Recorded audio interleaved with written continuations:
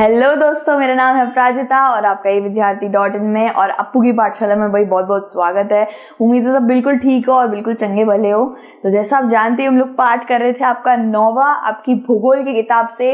पाठ 9 है आपका रेगिस्तान में जीवन और इसका बिल्कुल अंतिम विषय की वीडियो लेकर मैं आ गई हूँ। अंतिम विषय आपका लोग लद्दाख के, ठीक है।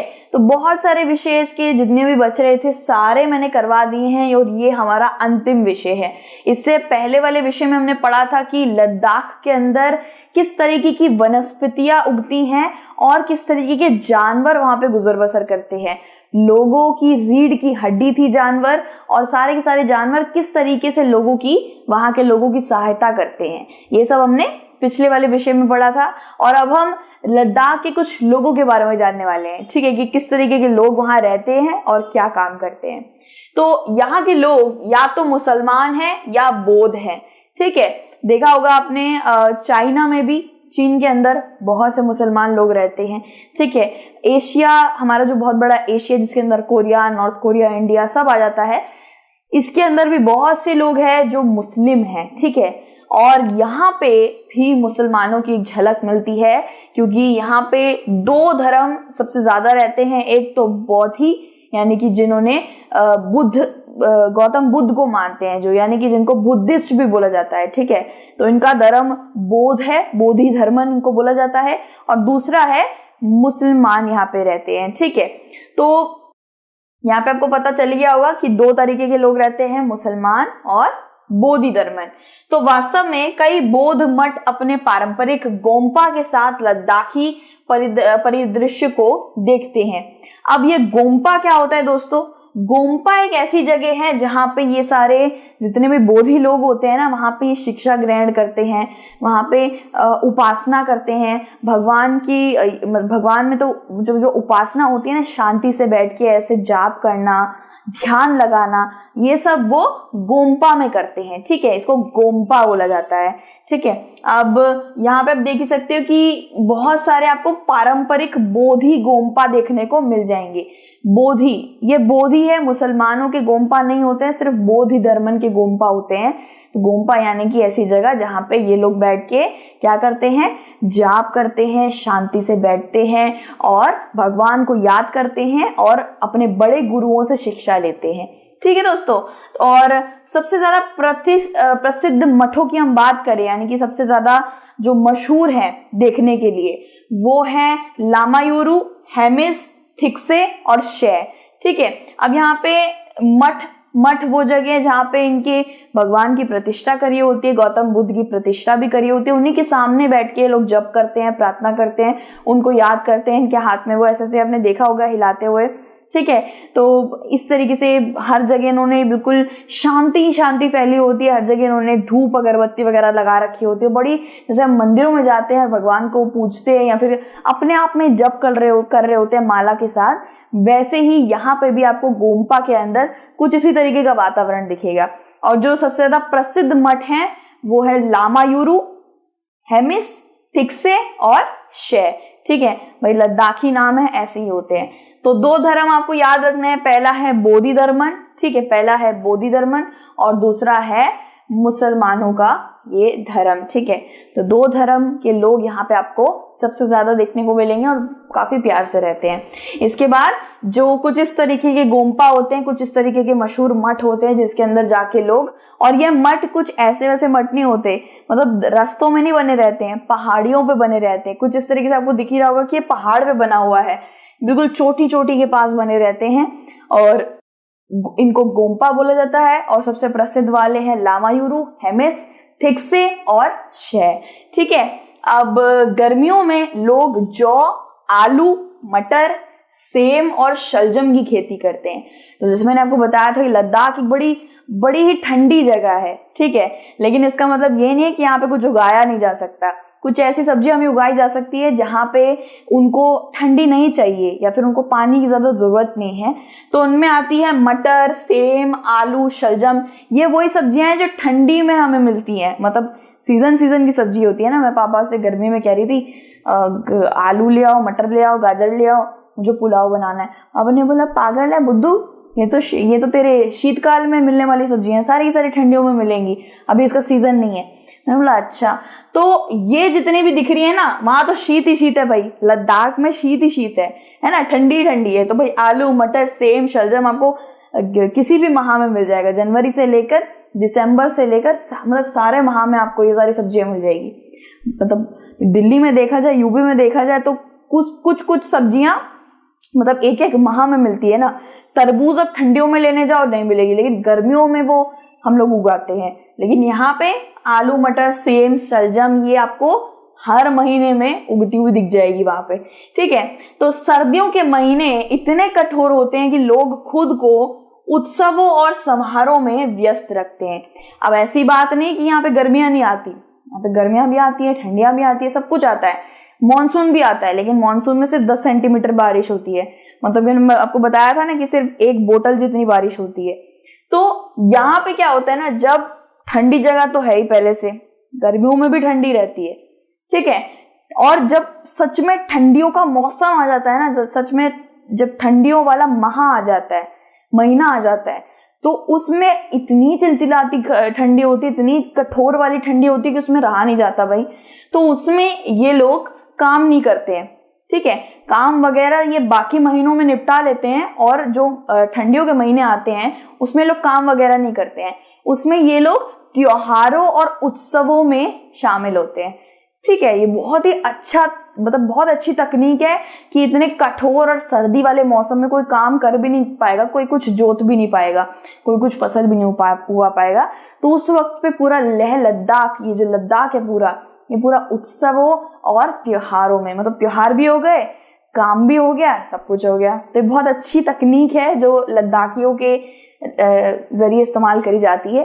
अब जो फसलें हैं वो है जौ, ठीक है, जिसको ज्वार भी बोला जाता है, आलू, और फिर आपका बीन्स आ जाता है जिसको सेम भी बोलते हैं, और फिर शलजम आ जाता है, और फिर आपका मटर तो है। ये सब कुछ चीजें हैं जो यहाँ पे सबसे ज्यादा उगाई जाती है। महिलाएं बहुत मेहनती है भाई, यहाँ की महिलाएं बहुत ही ज्यादा मेहनती है। क्यों है मेहनती? ना केवल घर और खेती में काम करती हैं, बल्कि छोटे व्यवसाय दुकानों में भी काम करती है, ठीक है। तो ये चीज तो मैंने भी बहुत बार देखी है, मेरी मम्मी बहुत घर का काम, हर मम्मी, सबकी मम्मी घर का बहुत ज्यादा काम करती है और एकदम जॉब की तरह काम करती है। जैसे एक इंसान जॉब पे जाता है वैसे ही मम्मियां भी पूरे घर का सारा काम करती हैं, लेकिन और उसमें इतनी थक जाती है, हम उसमें उनको इतनी तो वाहवाही देते हैं, कोई तो देता भी नहीं है।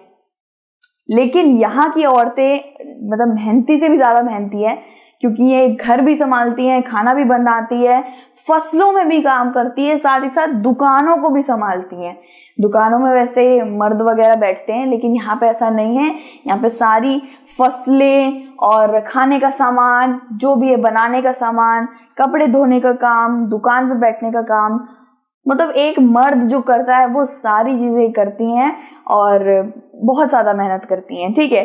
तो खेतों में काम करती हैं, आप देख ही सकते हो, एक बहुत ही प्यारी सी मैंने दादी की तस्वीर लगाई है खेतों में काम करते हुए, ठीक है। बहुत ज्यादा बुजुर्ग महिलाएं इतनी खुश होकर काम कर रही होती है, मतलब दाद देनी चाहिए कि इतनी ज्यादा उम्र होने के बाद भी वो बेचारी ऐसे बैठकर काम कर रही है दुकान वगैरह में। तो यहाँ पे आपको देख ही सकते हो कि बहुत ज्यादा सुंदर लड़कियां काम नहीं कर रही है, बहुत बुजुर्ग महिलाएं काम कर रही हैं खुश होकर, और वो सब्जियां बेचती हैं, या तो कुछ कलाकृतियां बेच रही होती है, या तो मीट बेच रही होती है, या फल बेच रही होती है, ठीक है। और उनको ये करने में काफी अच्छा भी लगता है। तो लद्दाख की राजधानी लेह है, ठीक है दोस्तों, ये लद्दाख की राजधानी है, ठीक है। कभी कभी लद्दाख के साथ इस राजधानी को जोड़ भी दिया जाता है और सीधा बोल दिया जाता है लेह लद्दाख, है ना। तो लद्दाख की राजधानी लेह है और सड़क और हवाई मार्ग से अच्छी तरह से जुड़ा हुआ है, ठीक है। तो यहाँ पे मैंने पहले ही बताया था कि ये बहुत ज्यादा पिछड़ी जगह नहीं है। लद्दाख को आप पिछड़ी जगह समझ सकते हो, लेकिन बिल्कुल मत समझना, क्योंकि यहाँ पे सड़क मार्ग भी है और आप कह सकते हो हवाई मार्ग भी है, यानी कि एयरपोर्ट वगैरह भी बने हुए हैं, और आराम से अब रोडवेज में भी जा सकते हो। तो यहाँ पे यातायात करने में कोई दिक्कत नहीं होती है, ठीक है, कोई दिक्कत नहीं होती यातायात वगैरह करने में।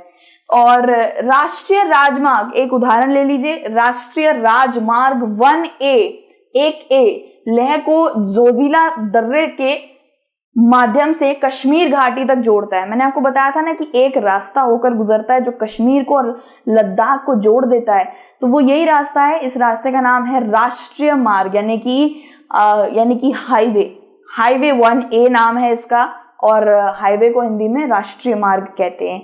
ठीक है, नेशनल हाईवे, तो नेशनल हाईवे 1A ये जोजिला पास को दर्रे बोलते हैं।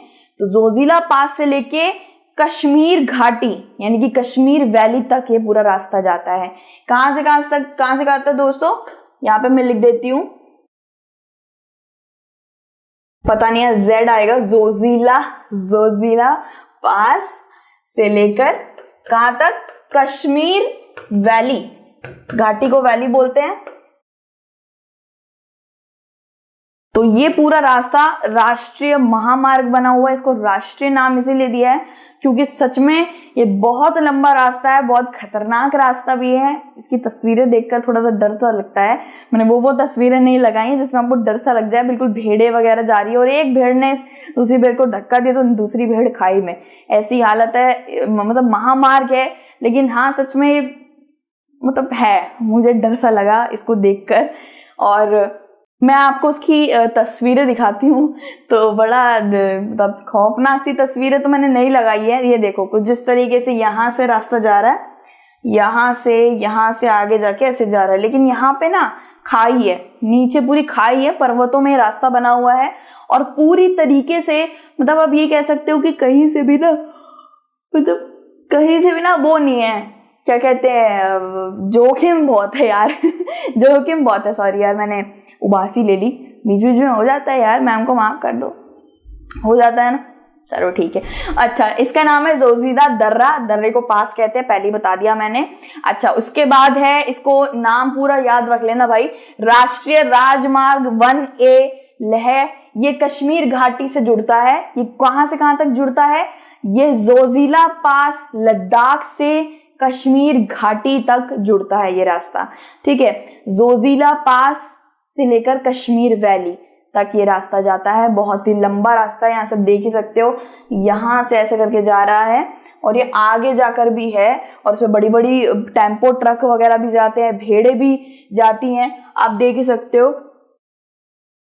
और यहाँ पे खाई है, ठीक है, यहाँ पूरी खाई है। मैं पीछे मुड़ के ना उबासी लेने की कोशिश कर रही हूँ भाई माफ कर दे, पता नहीं क्यों इतनी उबासी, बहुत ज्यादा उबासी आ रही है मेरे को।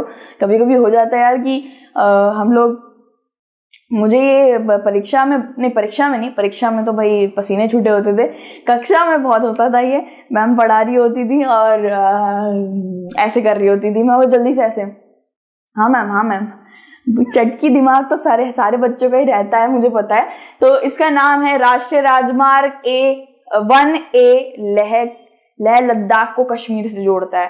ठीक है, लेह लद्दाख जोजिला पास, लद्दाख में जोजिला पास नामक एक जगह है, उसको कश्मीर घाटी से जोड़ता है। भाई याद रखना अच्छे से, ये आ सकता है। और सिर्फ लद्दाख के अंदर आपको सिर्फ बर्फ ही बर्फ, पहाड़ ये सब नहीं देखने मिलेंगे, झीलें भी हैं, घाघरी ग्लेशियर भी है, ग्लेशियर यानी कि हिमानी है, बहुत बर्फ है, साथ ही साथ बर्फ के साथ साथ घास के मैदान भी है। ऐसा नहीं है कि आपको थोड़ा सा भी वनस्पति नहीं दिखेगा, बहुत सुंदर सुंदर घास के मैदान है। और देखा जाए हिमनद भी है, हिमनद जिसको ग्लेशियर बोला जाता है। ये सारी वो जगह है दोस्तों जिनको देखने के लिए पर्यटक बड़ी दूर दूर से आते हैं। बहुत सुंदर जगह है यार लद्दाख। तो पर्यटन एक प्रमुख गतिविधि है भारत और विदेश में। पर्यटकों की स्टीमिंग, गोम्पा का दौरा, घास के मैदानों और ग्लेशियरों, समारोह और उत्सव को देखने के लिए बड़ी दूर दूर से आते हैं ये लोग। ठीक है, तो पर्यटकों की बात करें, पर्यटक यानी कि टूर एंड ट्रैवल, ठीक है, जिससे आप देख सकते हैं कि लेह लद्दाख यानी कि लद्दाख एक बहुत सुंदर जगह है। ठीक है, गंदगी नहीं है, अच्छी जगह है, बहुत चीजें देखने के लिए। समारोह देखते हैं लोग आके यहाँ पे, त्योहार वगैरह देखते हैं, लोगों का तरीका देखते हैं, किस तरीके से खाना बनाते हैं, खाना खाते हैं। और यहाँ पे बहुत दूर दूर से पर्यटक आके यहाँ पे ग्लेशियर देखते हैं और घास के मैदान देखते हैं, बहुत बड़े बड़े हिमनद देखते हैं जिसको मैंने अभी दिखाया ग्लेशियर, दोस्तों इसको ग्लेशियर बोला जाता है, याद रखिएगा। जो पूरे बर्फ की ऐसे चोटियां चोटियां बनी रहती हैं, उस बर्फ का पिघल पिघल के पानी निकल रहा होता है, तो उन सब इस पूरे दृश्य को ग्लेशियर बोला जाता है, या हिमनद या हिमानी भी बोला जाता है, ठीक है। तो पर्यटकों के लिए बहुत मशहूर है ये सारी जगह। घास के मैदान हो गए, हिमनद हो गया, मैंने बोला ना लद्दाख में देखने के लिए बहुत चीजें हैं यार, बहुत सारी चीजें हैं। तो लोग दूर दूर से आते हैं, यहाँ के त्योहार देखते हैं, यहाँ के लोगों को देखते हैं, और बहुत सुंदर सुंदर त्योहार होते हैं, इनके उत्सव होते हैं कुछ इस तरीके से बड़े बड़े मठों के अंदर। बहुत, ये देखो, अरे अरे ये मैंने तस्वीर देखी नहीं यार, देखो ऊपर सारे पर्यटक हैं, देख रहा है, सबको नहीं दिख रहा होगा मुझे पता है, बहुत छोटे छोटे हैं, लेकिन सबने कैप वगैरह लगा रखी है, मुझे दिख रहे हैं। यहाँ से ये नीचे का सारा सब देख रहे हैं, लोग भी बैठे हुए हैं यहाँ पे, देखिए बहुत सारे लोग भी बैठे हुए हैं, नाच वगैरह बहुत सारी चीजें होती हैं यहाँ पे, लोग काफी इसको मजे करते हैं यहाँ पे, और फिर आर्टिकल वगैरह, इश्तिहार, खबर वबर में डालते हैं अच्छी अच्छी बातें। और लद्दाख में ऐसे ही मतलब 2-3 लोग नहीं आते हैं, बहुत लोग आते हैं इसमें घूमने के लिए, ठीक है। कुछ जिस तरीके की आपको रंग बिरंगे पहनावे वगैरह दिख रहे होंगे, और बोधि स्तूपा में थोड़ी शांति लेने के लिए भी आते हैं, क्योंकि पूरे विश्व के अंदर इतनी ज्यादा उथल पुथल, इतनी ज्यादा बीमारियां, लोगों का दिमाग खराब हो रखा है, तो लोग यहाँ आते हैं शांति के लिए, बहुत अच्छा लगता है यहाँ पे आके। और पानी और ईंधन जैसे संसाधनों की कमी के कारण इनका उपयोग श्रद्धा और सावधानी के साथ किया जाता है, कुछ भी त्याग या व्यर्थ नहीं जाता है। मैंने शुरुआत में ही शायद एक या 2 वीडियो में बताया था कि लेह लद्दाख में कोई भी चीज बर्बाद नहीं करी जाती है। बिल्कुल एक उदाहरण देती हूँ आपको, कलकत्ता एक वक्त पे इतना ज्यादा प्रभावशाली था, उसके पास इतना पैसा था, इतना ज्यादा वो फलता फूलती जगह थी कि वो पूरे भारत को अकेले बैठ के खिलाने वाले की मतलब इतनी ताकत थी उसके अंदर, अकेले बैठ के खिला सकता था। लेकिन उसको लूट लिया, सबसे पहले आके ब्रिटिशर्स ने, ये सब गोरों ने आके लूटा, उसको पूरा खोखला कर दिया। तो इतनी बुरी हालत हो गई थी कि जब वो हम लोग आलू छीलते हैं तो कैसे करके उसके छिलके भी फेंक देते हैं ना, वो छिलके तक को तेल में फ्राई करके किस तरीके से उसकी सब्जी बना के खाया करते थे। तो एक वक्त पे यार बहुत से ऐसे देश हैं जो एक वक्त पे इस तरीके से भी इस दौरे से भी गए हैं। और लद्दाख में ये नहीं कह रही हूँ बहुत ज्यादा गरीब देश है या बहुत बुरी हालत चल रही है वहां पे, बहुत ज्यादा गरीबी है, मैं ये नहीं बोल रही, बहुत फलता फूलता देश है, बहुत ज्यादा खुशहाली रहती है, और वो खुशहाली उन्हें बरकरार रखनी है, ठीक है। वो लोग पानी की पीक नहीं फेंकते हैं नदियों में, वो लोग ग्लेशियर के ऊपर वही मल मूत्र नहीं करके आते हैं, वो अपनी जगह की खूबसूरती बरकरार रखना जानते हैं और वो उसका पालन करते हैं, ठीक है। क्योंकि प्रकृति से ही उनका घर है, प्रकृति से ही उनकी जिंदगी चलती है, इसलिए वो उसका आदर सत्कार भी करते हैं और किसी भी चीज को व्यर्थ नहीं जाने देते, किसी भी चीज को खराब नहीं जाने देते हैं। वो जानते हैं कि वहां पे पानी बहुत कम है, ईंधन बहुत कम है, तो वो हर चीज का अच्छे से उपयोग करते हैं, ठीक है। अब अगर हमें एक बार हम चॉकलेट के लिए मरते रहते हैं, हम चॉकलेट हमें को खाने को नहीं मिलती ऐसे करते रहते हैं, जब आती है चट कर जाते हैं पूरा का पूरा, बचाते नहीं है उसे, कल के लिए नहीं बचाते हैं। और जब रक्षाबंधन और भैया दूज में इतनी सारी चॉकलेट और ये सब चीजें मिल जाती है तो उसके बाद वो हमारे कबर्ड में पड़ी रहती है, हम किसी को खाने को नहीं देते हैं, मम्मी पापा को भी खाने को नहीं देते, लेकिन अपने पास रखे रहने देते हैं, भले खाते तक नहीं है। लेकिन मतलब ऐसा होता है बहुत बार, जब अगर हमें कोई बहुत ज्यादा अच्छी चीज मिल जाए तो शायद हम उसकी कदर करना भूल जाते हैं। दोस्तों ऐसा होता है, ठीक है। मैं अपने बचपन से भी बता रही हूँ कि जब मेरे पापा ने एक बार मुझे मोमोज ला के दिए, मैंने मोमोज खाए, सारे चट कर गए, मैं चटनी तक खा गई। और उसके बाद अब ऐसी हालत हो गई कि अब पापा 2-2 3-3 प्लेट लेकर आते हैं, मतलब नहीं खाते। तो ऐसा वक्त आ जाता है जब आप कदर करना भूल जाते हो। कदर करना एक वक्त पे मैं भी भूली थी, लेकिन बचपन में हुआ था। बड़े होके सब सही हो जाते हैं, बड़े होके सब में दिमाग आ जाता है, चिंता मत करो। और अभी भी आप में बहुत दिमाग है, अभी भी आप बहुत ज्यादा ही मैं जानती हूँ आप में से जितने भी बच्चे आधे से ज्यादा बहुत प्रभावशाली हो, प्रकृति के बारे में सोचते हो, अच्छे बच्चे हो, मम्मी पापा का कहा मानते हो, मम्मी पापा के पैर दबाते हो। ऐसे भी बच्चे हैं बहुत सारे, लेकिन कुछ बदमाश बच्चे होते हैं जो गंदगी करते हैं, पता है मुझे।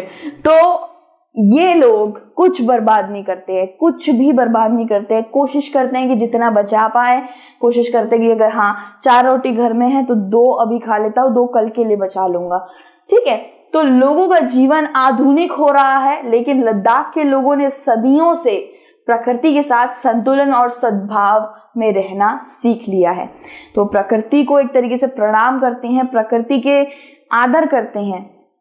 जानवर प्रकृति माँ की देन है, पानी प्रकृति माँ की देन है। जब ये सब समझ चुके हैं, इनको ज्ञान की जरूरत नहीं है। लेकिन हम ऐसे बहुत से लोग हैं हमारे में से जिनको ज्ञान की बहुत जरूरत है, जिनको बताने की जरूरत है कि वो भी माँ है, प्रकृति माँ है, उन्हें भी दुख होता है।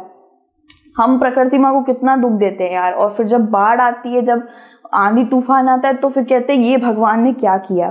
तो वो बात गलत है। आप प्रकृति माँ को पहुंचा रहे हो ठेस, और वो भी पहुंचाएगी ना, वो भी अपना बदला जरूर लेगी। ठीक है। आपने देखा होगा प्रकृति हमेशा देना जानती है, सिर्फ देना जानती है, लेना नहीं जानती है। समुद्र अपना पानी कभी नहीं पीता, पेड़ अपना फल कभी नहीं खाता, है ना। बहुत सी चीजें ऐसे, बहुत से उदाहरण हैं जो आप सोच सकते हो कि ये कभी सिर्फ हमारे लिए जीते हैं, सिर्फ हमारे को ही देने के लिए करते हैं, लेकिन ये खुद अपना फल नहीं खाते, है ना।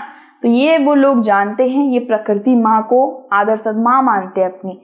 प्यार और शांति के साथ रहना ये लोग जानते हैं कि किस तरीके से प्यार और शांति, किस तरीके से छोटी छोटी चीजों में भी प्यार और खुशियां ढूंढी जा सकती है।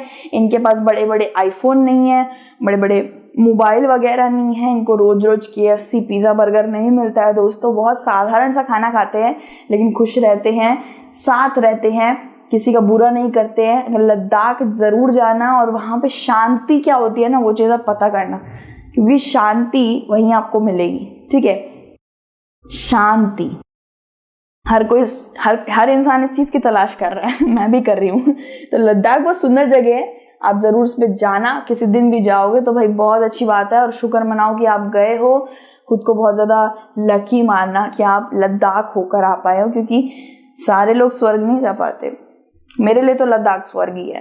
ठीक है, तो जल्दी लौटेंगे यारो आप किसके साथ, भाई इसके प्रश्न उत्तर भाई रह रहे हैं। ठीक है, प्रश्न उत्तर हम लोग कर लेंगे दूसरी वीडियो के अंदर, जरूर देख लेना, इससे आपका अभ्यास हो जाएगा। कोई भी एक भी चूक नहीं बचेगी परीक्षा के अंदर, आप एक भी नंबर आपके कट जाए, क्योंकि मैं आपको तैयार करने वाली हूँ। प्रश्न उत्तर भी जरूर देख लेना और अपना ध्यान जरूर रखना। Take care, god bless you everyone, and गीली झप्पी तो गीली पपी।